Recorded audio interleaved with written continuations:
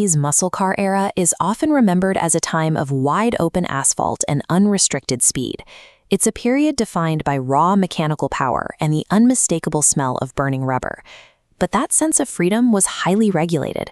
Behind the scenes, the engineers building these machines were operating under a set of strictly defined corporate restraints. Take the first-generation Chevrolet Chevelle SS, built from 1964 to 1967. It began life as a clean, boxy, perfectly practical mid-sized family commuter that only gently hinted at its performance potential. By 1966, Chevrolet began leaning into the car's muscle car identity by introducing the SS 396 engine package, giving the family car a much more aggressive edge. Yet they were hitting a hard displacement ceiling. General Motors executives enforced a strict internal policy across all their brands. No mid-sized car could house an engine larger than 400 cubic inches. That arbitrary cap acted as a technical bottleneck. Engineers knew the chassis could handle significantly more torque, but the boardroom had effectively stalled the car's mechanical evolution. To understand the early Chevelle, you have to look at the limits of corporate policy. It sets the stage for the massive surge in displacement that followed the moment those internal rules were finally retracted. In 1970, General Motors finally scrapped the 400 cubic inch restriction. Chevrolet responded immediately.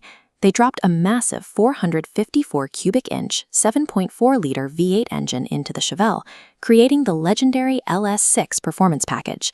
The car's physical design evolved to match the increase in displacement.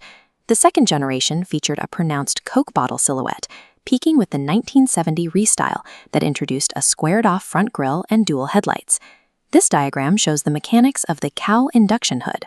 Under hard acceleration, a vacuum-operated flap near the windshield pulls open, feeding a rush of dense, cold air directly into the engine to maximize combustion. By removing a single corporate rule, Chevrolet transformed a fast family commuter into a machine that could outrun almost anything else on American roads. But the GM boardroom wasn't the only hurdle. Automotive engineers also had to navigate around insurance companies, who had begun penalizing high-performance vehicles with massive premiums. This chart illustrates Chevrolet's workaround. The factory rated the LS6 engine at exactly 450 horsepower to keep its profile low for insurance actuaries, but that was a strategic underestimate. Experts realized the engine pushed closer to 500 horsepower, alongside 500 pound-feet of torque. On the track, that meant this heavy, steel-bodied muscle car could melt its rear tires off the line and run a quarter mile in the low 13-second range right off the dealership floor.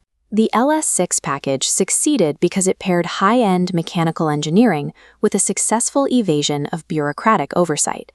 That window of engineering freedom closed rapidly. By 1973, the Chevelle entered its third generation, known as the Colonnade era, defined by heavily revised, bulkier styling. The muscle car era had run headfirst into a final, unbendable restriction: strict new federal emissions laws and aggressive safety regulations. These laws were a direct response to shifting societal priorities, focusing on environmental impact and public safety, as American roadways became increasingly congested. The immediate result was a drastic, unavoidable drop in factory engine power across the entire automotive industry. The SS package, which relied entirely on high-output performance, couldn't survive in this new, regulated landscape. It was quietly discontinued after 1973. This makes the 1970 Chevelle SS LS6 a fleeting historical anomaly. It existed in a brief vacuum of opportunity. It stands as a record of what American automotive engineers could achieve in a short, uncompromised window, the precise moment after corporate rules vanished and just before federal laws took their place.